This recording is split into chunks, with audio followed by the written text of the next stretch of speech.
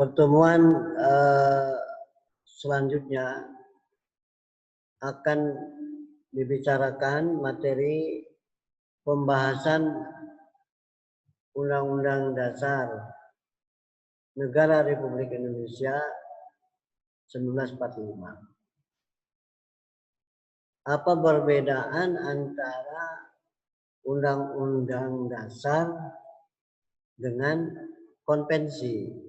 Kita harus bisa membedakan Undang-Undang Dasar dengan konvensi. Undang-Undang Dasar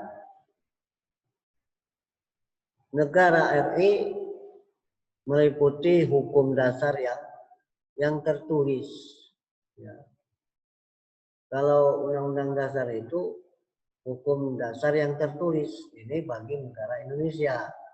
Kalau bagi negara lain tadi dikatakan Inggris, New Zealand, Kanada itu tidak tertulis. Ya. Ini perbedaannya. Kemudian konvensi adalah hukum dasar yang tidak tertulis. Aturannya tidak ada, tetapi karena mau diadakan, maka jadi bisa tergantung dari kesepakatan orang-orang yang mempunyai kekuasaan di lembaga negara dan masyarakatnya. Ya. Konvensi. Ciri-ciri konvensi sifatnya berubah-ubah, jadi tidak tetap. Ya. Fungsi kekosongan Undang-Undang Dasar 45 supaya tidak terjadi kekosongan atau kevakuman hukum namanya. Selagi belum ada hukum yang baru, maka hukum yang lama itu masih diberlakukan. Yang kedua, mengikuti perkembangan zaman.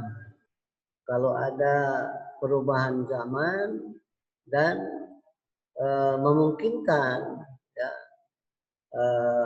aturan-aturan dasar itu harus ada, menyesuaikan zaman, maka diadakan. Ya. Sebagai kebebasan dalam praktek ketatanegaraan. Tidak tertulis. Memang konvensi itu tidak tertulis. Contoh konvensi pidato kenegaraan Presiden RI, ya, akhir masa jabatan tentang laporan pertanggungjawaban masa akhir jabatan. Ini adalah konvensi, dulu-dulunya diadakan, ya, ketika peringatan 17 Agustus hari kemerdekaan RI itu, sehingga sampai sekarang diadakan terus. Itu diatur dalam konvensi, tidak diatur di dalam Undang-Undang Dasar atau konstitusi.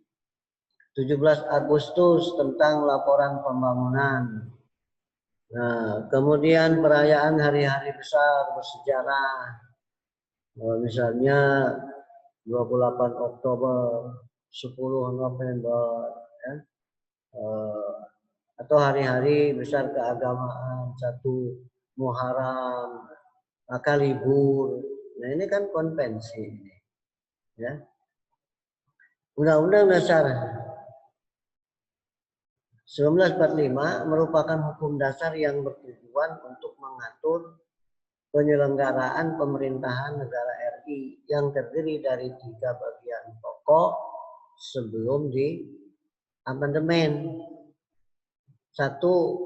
Pembukaan. 2. Batang tubuh 16 bab 37 pasal 49 ayat. 4 pasal aturan peralihan, 2 ayat aturan tambahan. Yang ketiga, penjelasan umum. Pengertian sifat, sistem pembangunan, ya, pasal demi pasal.